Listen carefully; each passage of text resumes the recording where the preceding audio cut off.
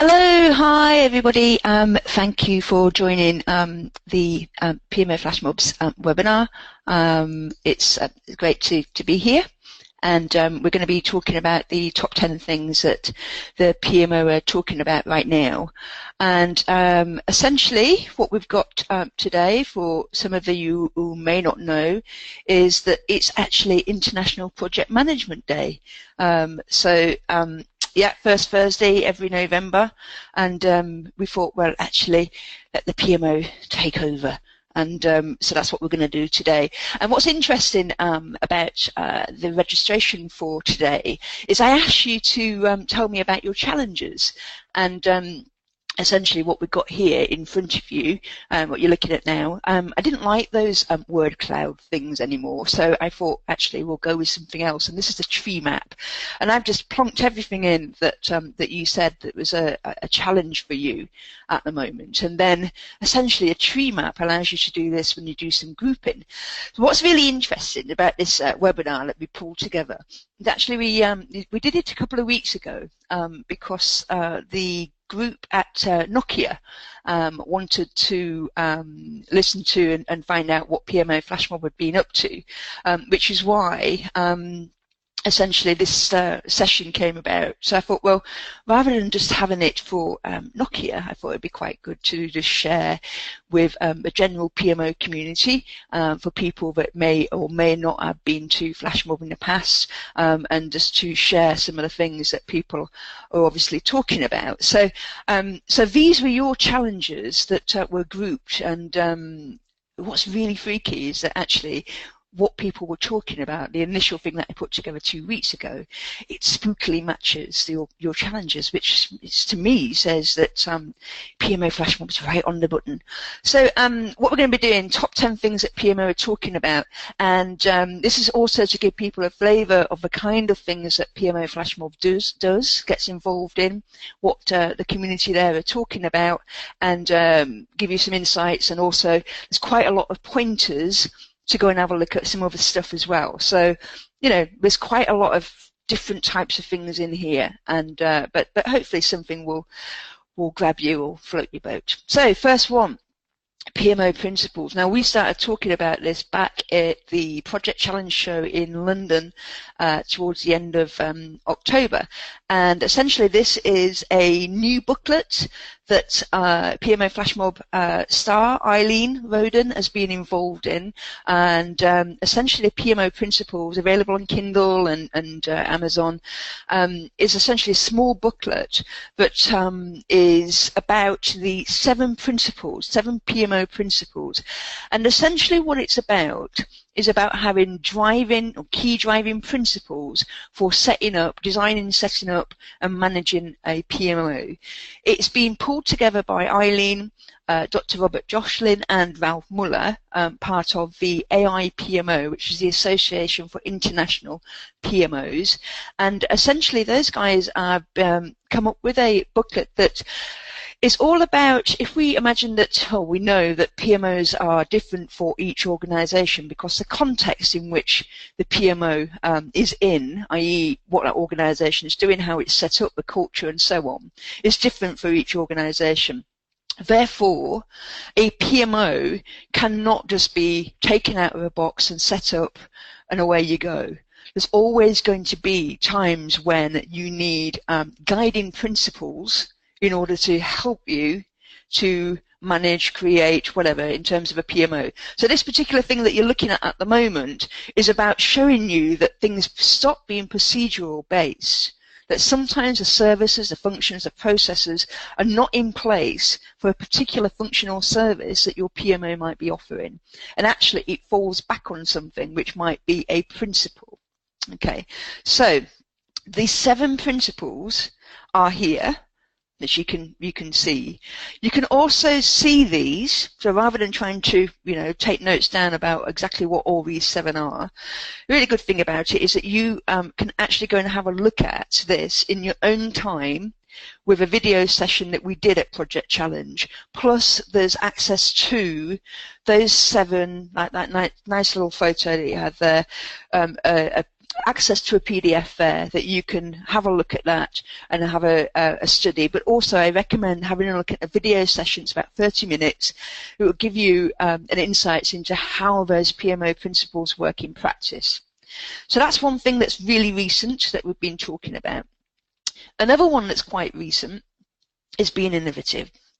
And we absolutely marketed the heck out of this, because the whole idea of a PMO flash mob hackathon, I think, scared a lot of people. And to be fair, John McIntyre, PMO director at Ticketmaster, he was the one that came up with the idea. He's the one that really got behind it. And I know he was scared too. It's normally a thing that you see with technical teams, people coding, developing. You give them a scenario and they essentially come up with a prototype, some kind of quick and dirty coding in order to meet that particular situation or problem or challenge. So we thought, well, you know, PMOs are not known for being particularly inventive. Nobody automatically thinks, oh, PMO, very inventive group of people there. So straight away we knew that connotations were of hackathon meant doing lots of typing and coding, but also it felt it was a bit too maybe creative or innovative, a step too far from most PMOs. And so there's a very, the people that we talked to coming up to that event were very unsure about whether they should attend. But essentially, what it was about, we had at the beginning of the session, so we were basically a hackathon it started at 2 o'clock and ended at 8, so quite a long time to be working on something. And essentially the groups of people that turned up, there were 50 in all, actually had to think about, well, what is it, challenge-wise, a problem that they had that was all around and related to data and information and that kind of thing. So right at the beginning of the session, the ideas were thrown onto the board in terms of, we've got this particular problem, or actually we want to change this and that kind of thing. We also made it into a little bit of a competition because actually, you know, this is a bit about having fun as well, in terms of getting people together. So beginning of the day, picking the sessions that they thought were, yeah, you know, this is the kind of thing that I need to be doing right now, right in our business right now. And then they started to work in groups of 4 or 5 to start coming up with different ideas and different solutions in order to be able to meet that challenge.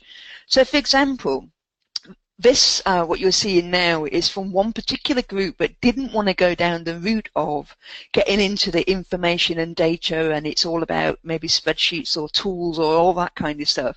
Actually, it was a step before that, which, as you can see there, is actually about getting the right information to senior execs and then them understanding it, is probably more of a behavioural challenge than something diving straight into solution. So these guys actually worked on this session, or want of a better word, for about 5 hours, and used, for example, the De Bono thinking hats to look at the problem from different angles. And then again, at the end of the sessions, is that each group actually presented back to everybody else so they could see what kind of stuff they were working on. One of the group here decided to do something that were more hands-on and more a case of, you know, getting onto the laptop and actually starting to pull together some stuff. And this particular one you're looking at, the challenge area was about being able to make dependencies more visible. And they managed to come up with a tool that they were using on an iPad that essentially was interactive. You were able to push the buttons and it were able to show you exactly where dependencies were happening between parts of a project or the program or the portfolio. So again, it was just something quick and dirty. It was more about being able to be in that circle of people and to really have that time to actually really think about a problem and go through that problem solving exercise. I mean, we were thinking on the day that it's not often you get to do this kind of learning experience, because you go on a training course, you know what training courses are like, you go on a workshop, it could be quite small, but again, it's often instructor-led. And this kind of learning experience was about, I suppose, like a flash mob plus. Normally we only do sessions in an evening for a couple of hours, so being able to get into something allowed them to really have that time away from work and to actually really think about the problem. So before we move on to that one, on to the third one, the other thing that was really nice about it is that actually people really enjoyed that opportunity to try something and to be more creative with their thinking as well, which again is good, is great in fact, and hopefully we'll be doing more of those in the coming year. Okay, third one that we've been talking about is centre leaders. Now we had a session in probably September, thinking about PMO leadership, and this particular piece of what you're seeing in front of you comes from Duke University. And it formed part of this session, and this is the one that people thought was, it caught my imagination. I quite like the sound of this, in terms of, if you imagine that what you're looking at here is the organisation, you've got your senior execs at the top, and at the bottom you've got your frontline doers, which is your project and programme managers and your project teams, and then you've got these people in the middle. Now if we're thinking about a good kind of like portfolio view of the world, well, we've got senior leadership, the architects of strategy, and then we've got the translators, i.e. the portfolio office, in the middle, and then the projects and programs popping out at the bottom. So that's initially when we've started to see this, that is what popped out in terms of, okay, so we can see that leadership from a PMO point of view, being able to lead from the centre, is actually quite it's an interesting angle. It's something to think about, but it also, in terms of the session that we were running, was to get people to think about, well, if you're leading from the centre, what does that mean in terms of skills, capabilities, behaviours, things like that, that you will potentially need to think about or develop in order to lead effectively from the middle. So for example, you've got a lot of people in the room, but are not necessarily at that portfolio level. So we're not actually doing this kind of, and maybe enterprise type PMO. But for people that are, and we're hearing a lot of, and people talking about this a lot, is going through a change in their PMO and moving more towards that portfolio thinking, that portfolio view of the world. So for this, it's about, and like a lot of the flash mob sessions, is about being able to put stuff there that makes people really think about what it is that they're doing, how they're positioned. And the next bit that was also shared that night is this thing here, which is a strategic execution framework, which comes from Stanford University. And one of the things here is, this is the whole organization. And if you see straight in the middle around engagement is where a lot of people are actually working or operating now. So we're in the kind of strategy, portfolio, program, project type area. But what the strategic execution framework got a lot of people thinking about is that bigger picture, that bigger part of where you are within that organization. They also shared that evening about some of the weaknesses that many organizations have, and they use the tool in order to be able to talk to maybe senior executives about where they think their strengths are in terms of their organisation and where their weaknesses are. And it was interesting when they put up some slides and showed that actually genuinely, a lot of organisations are quite strong on the ideation bit, the purpose of the organisation, what it's there to do. Most people have a fairly strong feel and knowledge about what it is that organisation is there to do, and what products or services it's offering a market or whatever. Where it started to show weaknesses was more towards this strategy to portfolio, but also there on the right hand side, the metrics part, in terms of actually, are we doing what we said we were going to be doing? So again, it's not something that PMOs are not, are pretty familiar with, is this whole world around metrics and measurement and reporting and all that kind of stuff. So probably come as no surprise that metrics tends to be a weakness. But again, this was presented as a tool that actually the centre leader, because I'm coming back to that previous slide, that the centre leader can use in order to be able to understand the bigger the bigger picture, both to that senior level architect, but also going and looking at the doer levels as well, in terms of what are people thinking about and what do they see the strengths or the problems or the weaknesses within the organization. Or should we not call it weaknesses, we call it opportunities, because where there's a weakness, there's obviously an opportunity to make that better. So again, the conversations around the whole PMO leadership thing was quite interesting. Perhaps not the angle that most people thought that it might go at, but again, it's thrown something else in to the big PMO bubbling pot of stuff that we're, that we're genuinely interested in. This is another one that we see quite a lot in terms of people talking about maturity, and often we're quick to like, well, maturity of what? Because generally most people are when we start to talk to them about PMO maturity, actually most of the conversations seem to be about the maturity of the organization, and these two things here that you'll probably you see and probably recognize as coming from the bigger piece, especially here in the UK, is the P3M3 maturity model. Whereas, for a lot of other people around the world, PMI have a similar type of maturity model as well.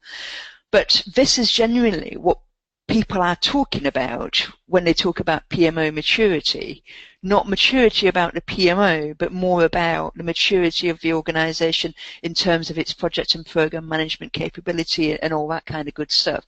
So it's about, so this is going back again, earlier on in the year, we thought it'd be quite good to have a session that looked at the PMO maturity. So that's maturity of the PMO. So how well the PMO is developing in terms of its services and functions that it offers. How well does it do the job that it's supposed to do?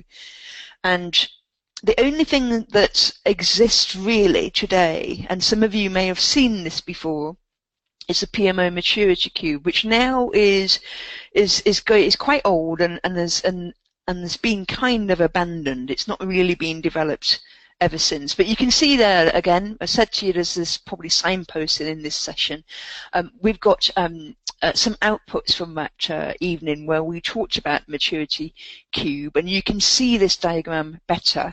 Plus there's also a questionnaire that you can look at as well. Now the Maturity Cube comes from a gentleman called Americo Pinto, and we're going to talk about Americo a little bit later on about some of the other stuff we've been talking about recently. But Americo did this as part of a PhD piece of work, I do believe, with Monique Aubrey, who's also another leading researcher in PMO. And this is the only thing really that we have at the moment. However, the eggheads, so there's the researcher there on the left-hand side. We do know that a lot of people are starting to do more work on this. So we're hoping to see something, in the coming months, years, about the actual maturity of the PMO. But like I said, I've got something else to add to that later on. But again, you can see that on that session on the website, and the website is pmoflashmob.org. Let's move on. So this is another recent one, and this got kicked off basically by June this year again. I say again because this is all about Mark Price Perry. We, PMO Flashmob in its previous kind of life form was called a PMO SIG, and we used to run some conferences in the UK, and we got Mark Price Perry over from the US.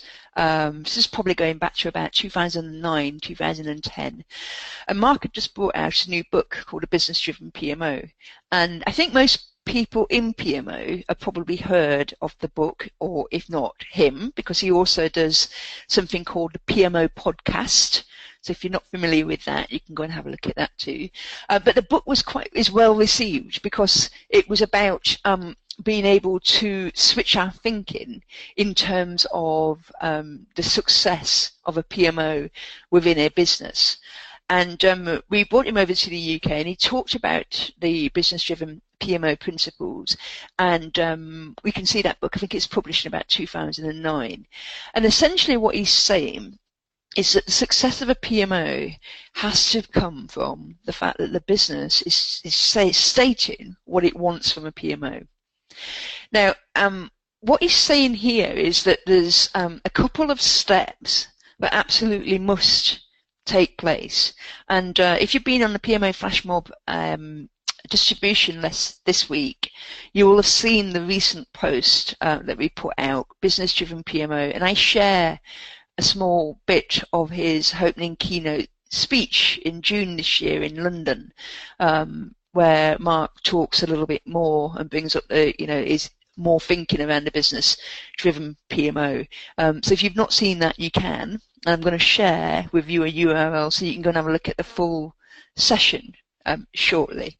But essentially what he's saying is that it's a leadership team, it's the senior executives that actually have to state what it is that they want from a PMO. So a PMO mandate has to be put together by your senior leadership team. And then the second stage from that is that the PMO manager then starts to develop a business plan, starts to think together like how we're going to achieve the things that are needed within the PMO mandate. Sounds pretty straightforward, but this is the kind of thing that he's talking about, but the PMO mandate doesn't have to actually be that complicated. It's just needing to know, and you'll see the word up there, the namawashi, is about having consensus amongst all your senior executives in order to get a unanimous consensus. So actually it's advocating the work of individual one-to-one conversations with senior leadership team members in order to then be able to get them around the table to agree the consensus of what are the top 3 problems, what is the vision and mission, and so on. So again, sometimes we think this stuff's quite simple, but if you want to have a look at the whole thing, it's got some great tips and insights in there. You can just take a quick note of that URL right now, and you can go and have a look at that, our keynote session from June from London this year.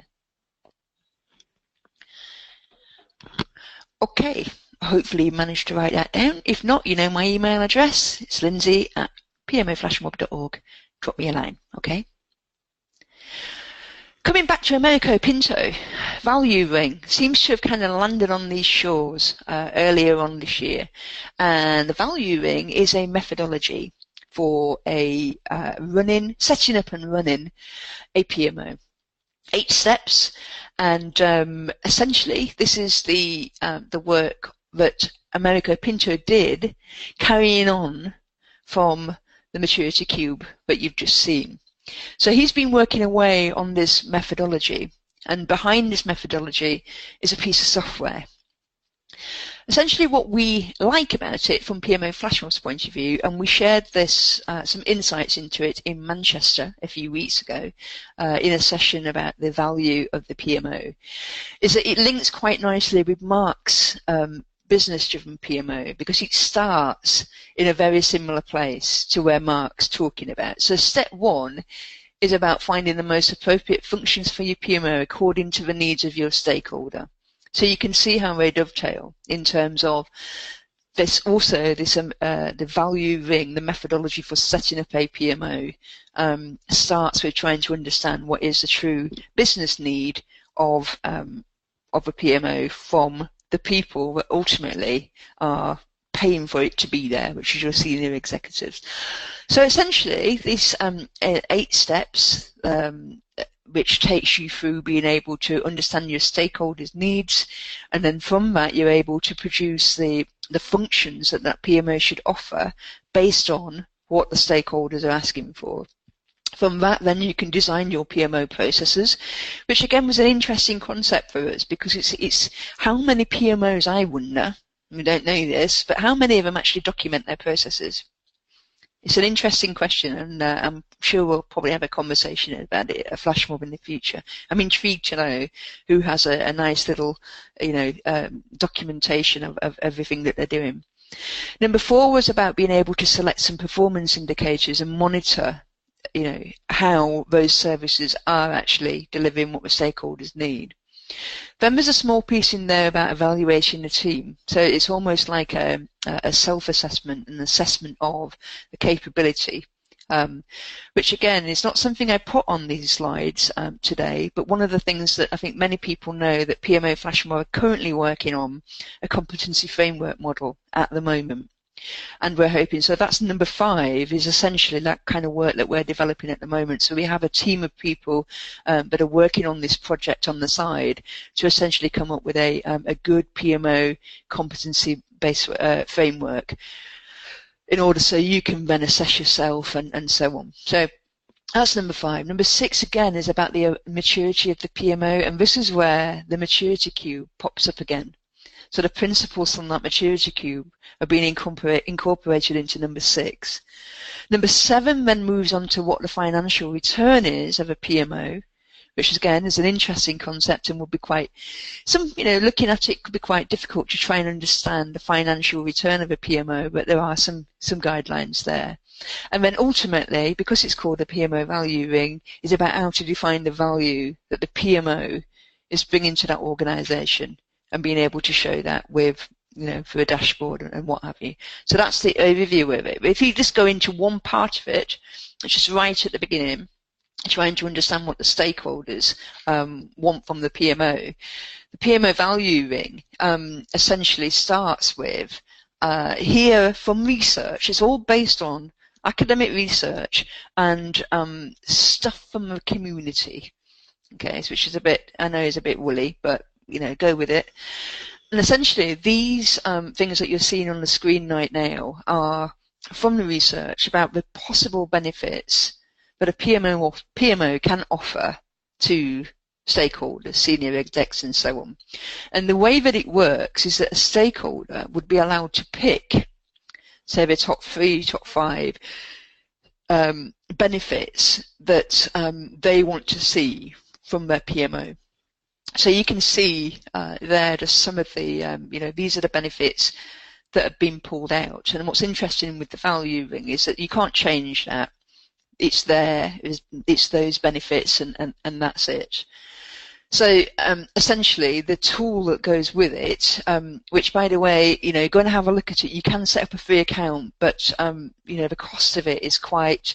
When we've talked about it again, what PMOs are talking about, that was one of the comments that frequently seems to come up is the price of that software. But however, you can have a look at it, and make your own mind up about that. But you can actually just have a free account.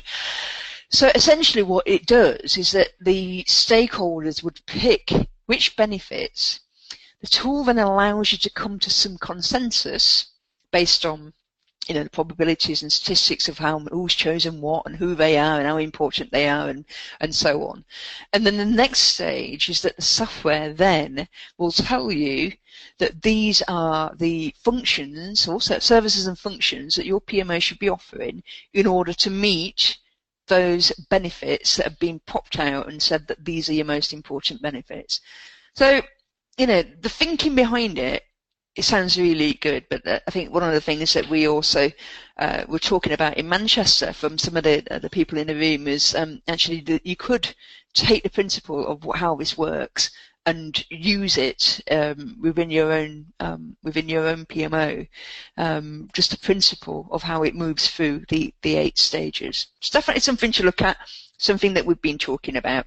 So you can have a look at the PMOvaluering.com, but we will cover it at some point, I think, in more detail, flash mob for people that are interested, in how it works and go into a bit more detail. But yeah, and by the way, we're not selling it or anything, so it's just purely a pointer for you to see that this is kind of stuff that's popped up in our world, and we're sharing it with you. Okay. Right, so next one, if you go back to our challenges, Agile PMO is one of the things that frequently comes up. I know that some of the people that are listening today, it was one of yours as well, and it feels like we're on a bit of a journey. So we've gone over, so far. I think we started talking about this going back probably maybe 3 years ago, and started to understand the basic concepts of what Agile is. So we've done that, got the basic concepts. We've looked at things like you're seeing on the screen now, like what are the kind of artifacts involved with agile development, agile projects. You know, we need to be educated in that, and you know, what are people talking about when they're talking about Kanban boards, all of that kind of stuff. We kind of feel like we're okay with that, you know. So actually now the conversations are moving more into governance, really, because this particular slide that you're looking at here comes from the Agile Business Consortium. They were at the PMO conference in June, and it's good to see that they are also starting to think about this thing, which is, you know, it is the governance side of it. The bottom line is that when you're working within a PMO, you may have traditional waterfall projects, you may have a bit of agile projects going on, and you know, we need to understand how to be able to report on both of those. You know, at the end of the day, the senior management still wants to know what's going on, and just because agile is being delivered in a different way to waterfall, we need to grapple and get to grips with how do we do that reporting, for example, and how do we make sure that the controls and stuff is not too heavy. So there's still a lot of, I suppose it's like anything, I suppose it's maturity down a certain stream, and you know, it's, again, the agile thing in terms of the PMO world is trying to understand where it fits within the organization, because, you know, waterfall agile projects are not the only thing that are going on. You know, you've got a big portfolio of stuff that's happening. So how do we best grapple and get to grips with that way, you know, different way that people are working, and essentially our next session, which we're doing in Leeds at the end of November. We're getting now into, you know, you'll see there on the left-hand side about some of the stuff that's happening in that evening. It all starts to look familiar in terms of things like risk management, benefits management, trying to understand and evaluate the status of projects and things like that. It's almost like as a group of people or PMO professionals, it's like we're on a, you know, we've done the first stages of understanding what agile is, but actually now we need to be thinking about, you know, how does it all fit into the bigger picture and everything else that we're also doing and responsible for. So again, with Leeds, it'll be something that will be recorded, and hopefully you'll be able to see that. But no doubt this will continue to be something that we keep revisiting, and yeah, which is what it's all about. That's what Flashmob's all about. What are the challenges that people have on their day-to-day work, and let's do something, try and understand and pick those challenges, and hopefully find a way forward or a solution, or, you know, help each other to basically understand how to deal with it. The other thing that's has popped up quite a bit, not just talking with the PMO a lot, but it's just going to quite a few conferences and stuff over the last couple of years. This has been one of the things that that a lot of people have been talking about, and I think I shared this diagram in the PMO Flashmob LinkedIn group because I think it's fantastic. But I think it's kind of highlighting a couple of things for me, and the first one being that I don't think as a community of PMO people that we do a lot around the behavioural side of what it is that we do. And, you know, we talk about the technical challenges, you know, like how to put in place a governance structure, or, you know, how to do better reporting or whatever else. And I think actually because of this, sometimes a unique position that the PMO finds itself in. So for example, if we go back to that centre leadership type model, leading from the centre, often it's the behavioural side of the role that we can let ourselves down with, and the whole thing around buyers leads to conversations that are more about relationships and communication and the way that people are thinking and how to influence and how to deal with conflict and all of that kind of stuff. And I think it's quite a nice it's a nice way to talk about it because there's lots of interesting examples. So it's just there's some of them that I just pulled up, and I just thought, wow, this is you know, you can just see some of this in terms of the, you know, the PMO in where it sits and who it works with, and in sometimes being buyers itself. So this one here about overestimating the importance of information that's easiest to recall. I think there's probably quite a few project managers that are quite good at that. And the other one here about unskilled individuals overestimating their abilities and experts underestimating theirs. Again, I think we probably work with people. You think about the different types of people that we're working with every day. So there's effects and bias going on all over the place. And this one here, again, about drawing different conclusions from the same information presented differently. And I sometimes wonder, and this would be a great exercise to do within a PMO, would be to get all your PMO team members, present them with the same information, and just see what conclusions they all individually draw from one piece of project data, for example. It'd be quite an interesting little experiment. But I think it's an interesting one that most people they like it because it's something that draws on personal as well as professional life. And if you want to know more about the bias stuff, have a look at TED. They're always good for those kinds of short sessions, but obviously they deal with various different types of bias. So yeah. It's good. It's interesting stuff.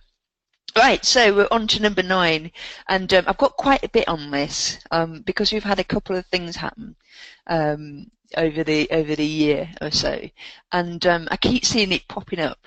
And so I thought with this session, it'd be quite nice to just pull them both together and see what you think. And essentially what we're talking about here is going back to a masterclass that we did about facilitating learning, not lessons, because we hate the term lessons learned. And we say, well, actually, it's not lessons learned at all, it's lessons recorded. You know, so we get to the end of a project and, you know, we all have to get put in a meeting room and we have to go through this torturous exercise of trying to think about all the things that we've learned or not. And it just feels like such a charade. So actually we wanted to do something that was around lessons learned, but wasn't, because we couldn't call it that. So we called it this instead. And one of the really interesting things about this is straight away we asked the question, and this is what's extraordinary about PMO today, is do we have the right kind of facilitation skills to do this? Because often a PMO is the one that will run this session. So we asked the question, you know, do you have the right kind of facilitation skill? Do you have the experience? Do you have the training, whatever?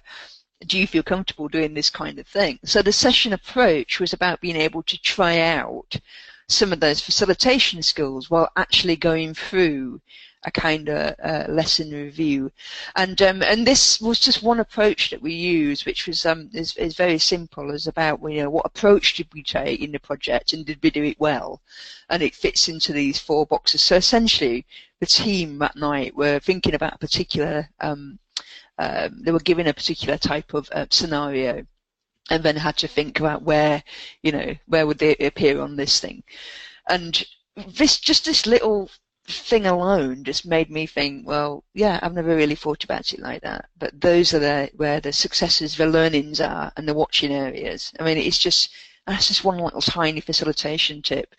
Again, it just makes me think that actually, do we need to do more around facilitation skills, specifically around the PMO? So we did it around, like I say, from lessons learning, and shout out to Ken Burrell. He also ran part of this session. He's a regular flash mobber, and Ken's got a bee in his bonnet about learning. I say bee in a bonnet in a really positive way. It's his thing. He really enjoys learning more about it and where it's going and all that kind of stuff. So what you can see here is how learning takes place in projects. So we basically took this particular model where you can see that from every end of each project that you will be going through this kind of this flow. So you'll be thinking about the things that that have happened, so the experience-wise, reflecting back on that, capturing that, storing it, being able to retrieve it, and then actually how you apply that learning. So pretty straightforward. Right, let's go for it. So we thought, actually, what would be quite nice is to use another type of a facilitation tip, was to use, well, what would Ryanair do? So if we were thinking about this project that we've just done, let's not think about it from our perspective. Let's think about it from how Ryanair would do this. So actually, we've whole room was using different companies. So we had Ryanair, we had Disney, we had Marks and Spencer's, we had Apple, we had Google, and it's about, well, what would they have done? So how would they reflect back? How would they capture stuff? How would they store things? Just to get people to think out of the box a bit. So again, it comes back to this whole PMO, creative thinking, being a bit innovative. I think if you give people the right kind of tools and approaches, they generally will grab them and use them. So this one here is from thinking about it from a Marks and Spencer's point of view. So you have these concepts and ideas about what companies are like and how they might do stuff. So essentially, the groups were able to come out with, well, if it were Marks and Spencer's, you get things in terms of potentially, high quality, or, one here about they would actually use their many staff to be able to trial new stuff. They might be good to adjust tactics, but their strategists probably feel like it would be a bit slower. So you're just thinking about the particular project that you manage, but just doing it with a different hat on, a different viewpoint. And again, the groups like that because it was something that they'd never done before.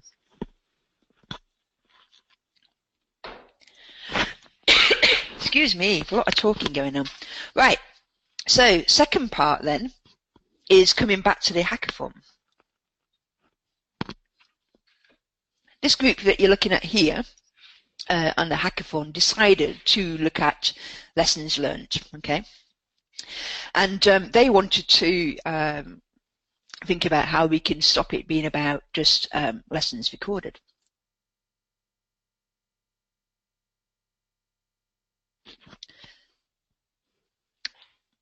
So essentially that night, they wanted to look at how do we move this whole lessons learned thing on a bit, make it more of a, that people don't groan and grumble when it comes to that part of the project. So they thought about what their problems were, which I've not shared that with you, you can probably guess. But through their 4 hours of hacking, this is the kind of stuff that they came out with. I'm going to make an apology on their behalf. As we go through this, there's quite a lot of references to drinks and stuff, but that's probably just because of the whole atmosphere of hackathon that night. Anyway, elements of the solution. So this is the kind of stuff that they were thinking about. So just thinking about lessons learned, about the different aspects that we'll need to think about in terms of being able to, what can we change going forward. So for example, we know there's a lot of behavioural and cultural stuff around this. So actually let's stop calling them lessons learned and let's nix stuff from Agile, which is retrospective, because the retrospective has a certain way of running a retrospective. Again, it's something that's become part of modern parley, but also it's something that that any PMO person could pick up, read about a retrospective, read about an approach to a retrospective, and probably be able to run one of those quite simply. They also did things like thinking about stuff like gamification. They thought about doing stuff like getting people together in kind of like a flash mob style incentives and being able to show the true value about what it is that pops out of doing this kind of stuff. But I think that's one of the main complaints that many people have, is that you do a lessons learned, the stuff that comes out of it could present an opportunity, but nothing ever seems to come of it. They also talked about being able to think about how we store and retrieve this stuff. There must be, many of us that have this stuff in a database, or but doesn't really get used. It just sits there. And one of the things that they came up with, and again, this is all within 4 hours, that they just put stuff together, just hacked it, and just said, we'd have a some kind of something that's a bit more two-way, interactive. We are in the 21st century now. Where can we go with this kind of stuff? They also thought about, well, actually, we need to be thinking about different types of technology we have. It's why are we not doing this kind of lessons learned to screen on video? That here's a particular lesson about a particular project, and here's my 2-minute piece about it, and if you want to talk to me about that, here's my contact details and you can get back to me. It's just being able to just think differently about how we can stop people being reluctant to get involved. And I think the most important bit as well was about being able to show that there's a point to this, but actually it's not just about a project manager starting a new project, going back, looking through the lessons learned database to see if there's anything that's relevant, not really seeing very much, and then carrying on with their project anyway. I mean, that's it's just too hold out, it's too boring, people don't do it. And actually one of the things was also from a PMO point of view is when these things come out, when these lessons come out that things need changing, why aren't the PMO changing them? Because nobody else is going to do it other than the PMO. And then as part of that, and taking ownership for stuff, is how you're then able to show and demonstrate that there's actually a point to this. And the point is it saves X amount, it does this, that, and the other. So, you know, there's still stuff obviously to do, but that's the whole point of the flash mob, is say, look, we've got an issue with stuff. Can we not just get all together? I'm sure we could work it out if we could just get together and have a chat about it. So that's you know, again, was the whole point of this particular exercise. Okay, so we're coming up to the final one. And the resource management stuff is still one of the biggest challenges that people have. When we do things like Project Challenge, we always have a piece of paper at the back of the stand and we write on it, what's your top challenge today? And resource management is always there, always. And in different incarnations as well. So for example, just casting my mind back to Project Challenge this year, there's a couple in terms of resource management at portfolio level, resource management in terms of capability. So some of the project managers, their skill levels needed to be improved. Project management is new to the organisation. We need to get better at it. So it's all around things like training, development, that kind of stuff. And then, you know, you have people, just basic people new to PMO.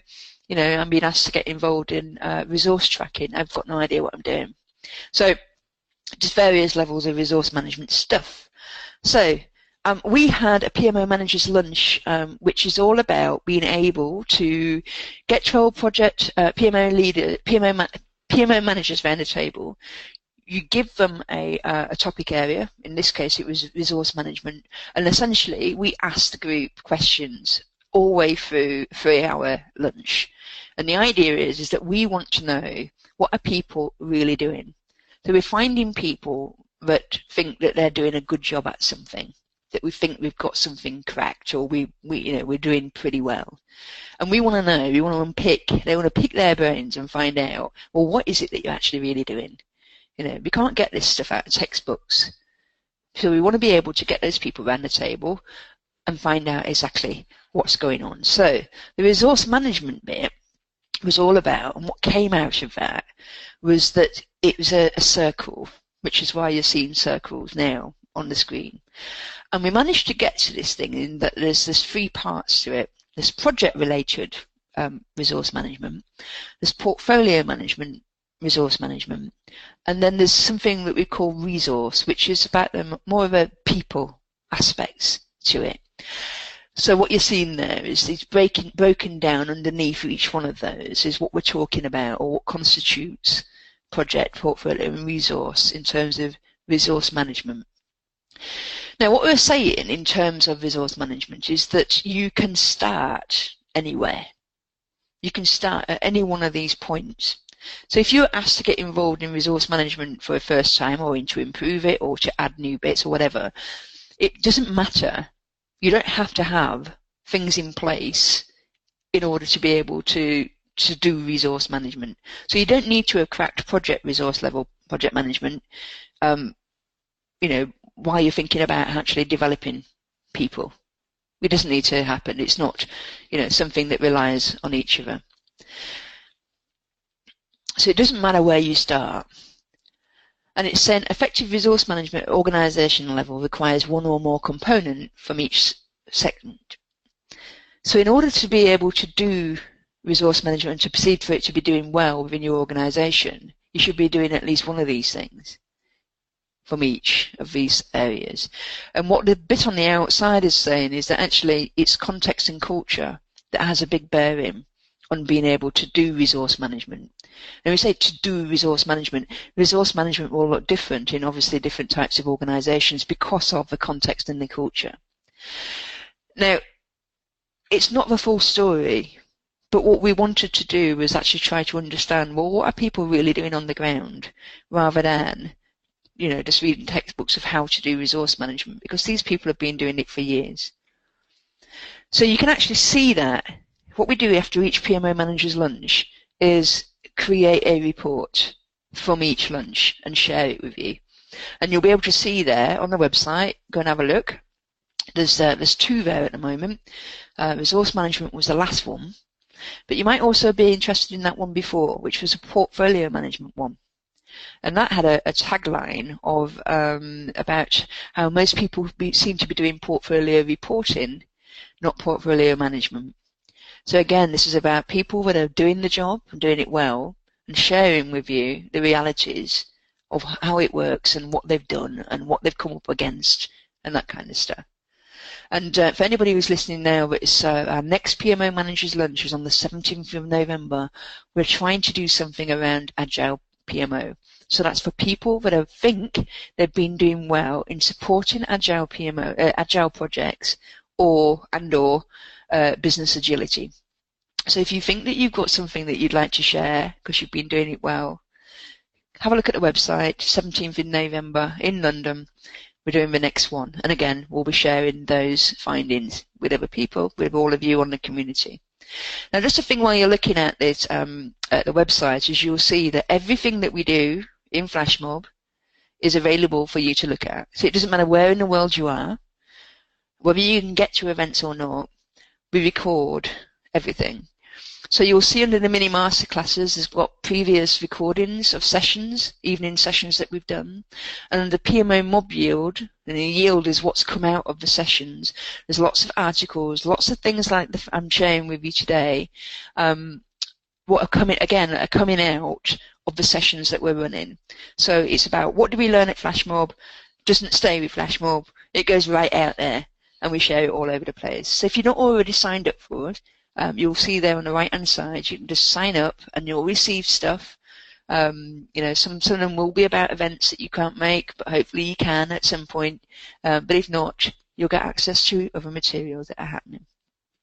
So that, and I'm pleased to say, Wellbeing Time is the end of our International PM/PMO Day, and these are the top 10 things that PMOs are talking about right now.